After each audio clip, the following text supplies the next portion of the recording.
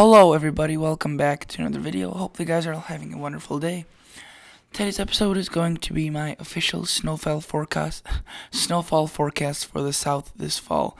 And this isn't for the winter, the whole season. This is just through December 21st, because that is technically when winter starts astronomically. However, meteorologically it starts December 1st, but I decided to go astronomically since that is the date most people go by. So the snow totals are going to be much less than anticipated for the whole season, but there's still, I'll show you in a minute what I'm talking about towards the end of the video. However, before we get into this video, consider subscribing to my channel, consider liking the video. If you're wondering why to do that, well, if you've been enjoying my channel, if you've been coming to my channel and you're still not subscribed, you could consider subscribing. And if you're new, check out my channel, check out my videos, and then you could decide for yourself.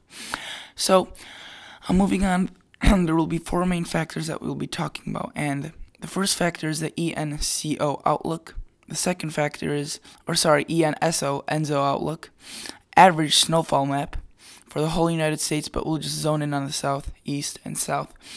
The third factor are analogs, which is basically comparing previous winters, previous events, similar patterns to the upcoming one, and how they may play out. And then my fall outlook video, what I thought for the whole fall, for the whole season of fall will be, and zone in on the southeast again. So, first off, we need to look at the average snowfall map. So, as you can see, the states I included in this outlook were as following: Oklahoma, Texas, Louisiana, Arkansas, Mississippi, Alabama, Tennessee, Kentucky, Georgia, South Carolina, North Carolina, Virginia, West Virginia, and Florida. Those are the states included, and as you can see, not 90, but most of these states, I would say about 85% are around 0 to 5 inches for the whole season, but we're just looking at around fall. And I won't show you the process of how I determine how much snow these states see in fall. It was like a longer process that would take too much time on this video. But so again, 0 through 5 for the whole winter, and then as we get up further north in the green, that is around 5 to 20, so it's a big area. You could get anywhere from 5 to 20 inches. And then in this little zone right here by the Appalachian Mountains, close to West Virginia, Virginia border, there could be up to 40 to 60 inches, and even some counties that could be in the, I think that's 100 to 120 inch range, which again, that is for the whole season of winter and not just the fall. So that is the first thing we need to look at, and that's what we just did. So now we need to look at the Enso Outlook, and the Enso neutral is favored through July through September 2018, with an El Nino favored thereafter. Chances for an El Nino are near 70% during the Northern Hemisphere winter 2018-2019. So if you're wondering what an El Nino is, I will be showing you that in a minute, but first I just want to show you that the confidence is fairly high in an El Nino. However, this is how an El Nino looks like, a typical pattern: warm and dry across the north, wet and cool across the south. So yes, with an El Nino expected, the south may be having some above average snowfall compared to the north. They wouldn't see more snow than the north. Say, I always use this example, it may be repetitive, this whole video may be repetitive, but I decided to make these outlooks based off similar factors, so they are consistent and they're actually more accurate. So I always say, pick a city like Green Bay, Wisconsin. I think their average is around 40-50 inches of snow. Let's say it's 50. This year they get around 35 below average.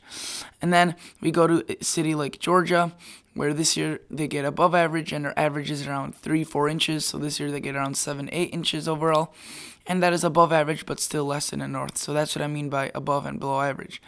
However, there's a catch to this, and it's a pretty large catch. So an El Nino is forecasted like we just saw here on this graph, but there's many different types of El Ninos that vary in strength and vary in different factors that could lead to a completely different outcome of winter.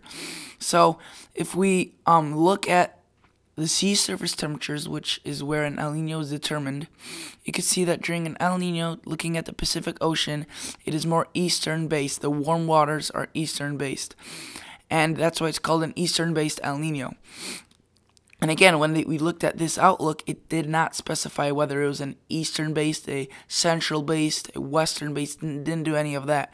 So at this point, they're just saying an El Nino, some sort of an El Nino will happen. And so an El Nino is determined when the waters off the South American coast are above average, and a La Nina, you probably heard of this term also, it was used a lot last year, is used and determined for water temperatures that are cooler than average off the coast. So basically the opposite of an El Nino. However, you can see that there's a different type of El Nino called an El Nino Modokai, and that basically leads to a more, it looks different. The waters are more central based, they're warm waters, it's not as vigorous on the coast, and these differences may not seem at all big, or may not even seem like they will impact the winter, but they are fairly large.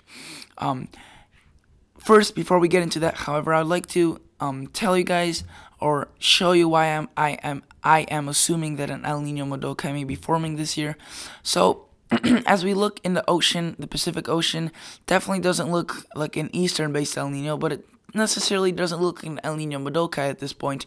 So all I'm saying is, if you're assuming an eastern-based El Nino will form, you have the same right to assume that an El Nino Modokai will form, because at this point we don't know. There's a 50-50. An El Nino Modokai may form, an El Nino may form, and with an El Nino forming, there could be a weak El Nino, which there's an even different different outcome from a weak El Nino than a strong El Nino. There's just so many things that go into this. And all I'm saying is that if we have the right to assume it's going to be an El Nino, we could also assume it's going to be an El Nino Modokai. So, if you look at it, sea surface temperatures during an El Nino Modokai, cool south of Greenland. Right now, we're cool waters south of Greenland. During an El Nino Modokai, warm waters are above average by the East Coast. Right now, above average by the East Coast. If we look, even say the Atlantic Ocean during a El Nino Modokai, it is cooler than average, and right now we're seeing summer in between, but I'm telling you, early on in the summer we had cooler temperatures in the ocean. It's just these past couple of weeks have been warmer. So there's quite a bit of things are similar. I could still point out a lot of things that are similar in terms of the water temperature similarities. So I'm just saying that an El Nino Modokai may happen, and if you're wondering now, what on earth will the difference between this and this make in my location, in my area? So, if we look, since this is about fall, this is not about winter, this is about the fall forecast for the South. If we look at the temperatures which occur during an El Nino, you can see it's much above average for much of the country from October to December. And right here I have 2014, 2015, 1997, 1982, which were large El Nino years. And then you can see that I had a map with quite a astonishing amount of warm air temperatures across much of the country, excluding parts of the southwest, but southeast would be also above average. Now during an El Nino Modokai, October to December, you could see that all these years were El Nino Modokais, and the southeast would be around average to cooler than average, but that's a huge difference compared to an El Nino where it is above average. And the main differences between an El Nino Modokai and an El Nino are in the winter time. However, there are still some differences in the fall that can lead to more snow potentially in the southeast if an El Nino Modokai does form. And this is actually 1 month. I think this was November 2009, if I'm correct. The date got cut off here. And you can see that it was much below average for much of the southeast and southern part of the United States where we're looking at. And that would obviously lead to colder conditions, stormier storm track, and that would be equivalent leading up to more snow. And that is obviously what we're looking at. This video is about the snow forecast. So now looking at a couple of other factors and anomalies that go into a El Nino versus El Nino Modokai. This is an El Nino Modokai, U.S. rainfall anomalies, and you can see it's wetter than normal for much of the south, and if it's wetter and cooler in the south, that would mean more snow. Again, that wouldn't mean that there would be insane amounts of snow. It would be just slightly above average compared to average, and I'll show you the forecast in a minute. During an El Nino, the U.S. rainfall anomalies, not an El Nino Modokai, the El Nino, you can see it's Not terribly dry across the south, but it is more sparse, the wetter than normal conditions. So that would maybe lead to less snow, but it's mainly the temperatures that would affect the less snowfall amounts during an El Nino year. So now we move on into the my fall forecast outlook video that I made a couple weeks ago, and I will be releasing my final fall outlook soon enough, so stay tuned for that. And what I basically showed is snowier and colder across the areas in the blue, and drier and warmer across the areas in the orange. If I were to redo this forecast, I would extend the orange to about where I'm drawing this line right here, and I'd probably decrease this blue to about somewhere in here through central Texas, southeastern Oklahoma, central Missouri, central Illinois, northwestern Indiana, southeastern Michigan. That's basically where I would put that line now. That was made a couple of weeks ago, that's why there's quite a bit of differences.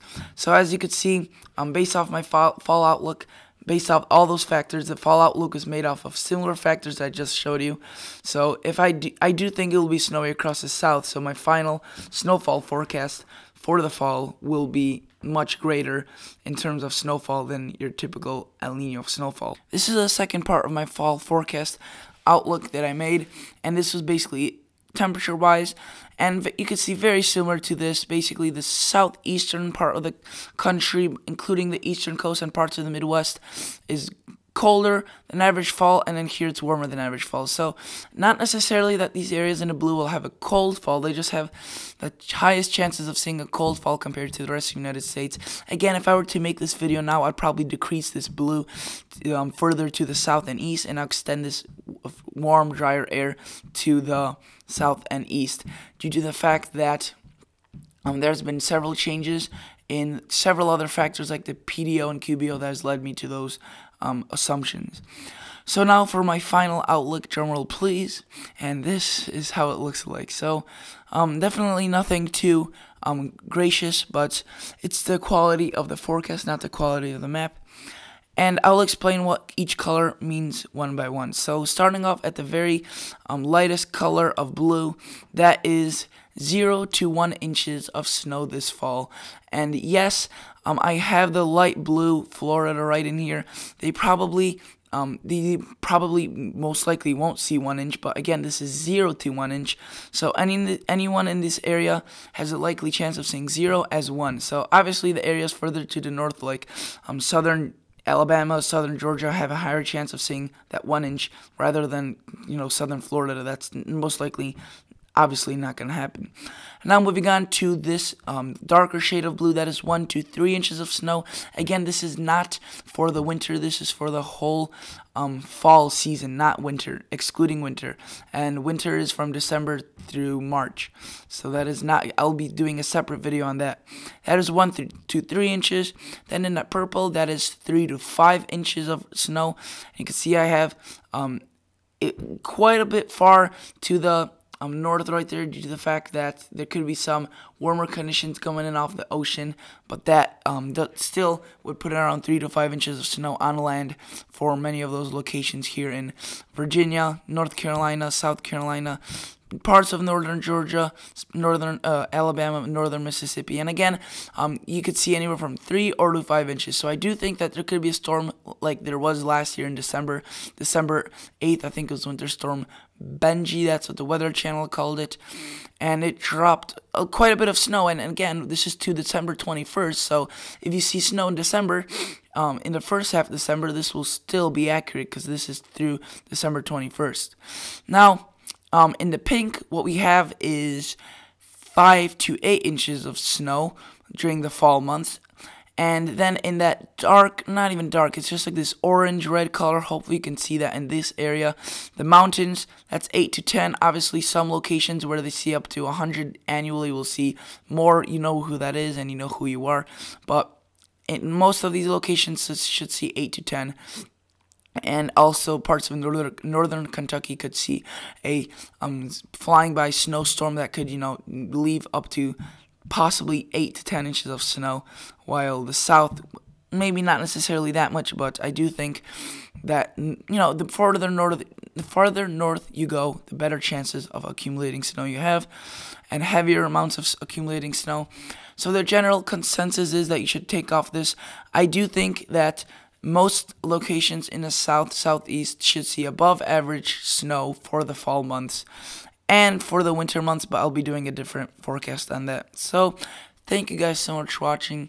Please consider subscribing to my channel. Please consider liking the video. And as always, I'll see you guys in the next episode.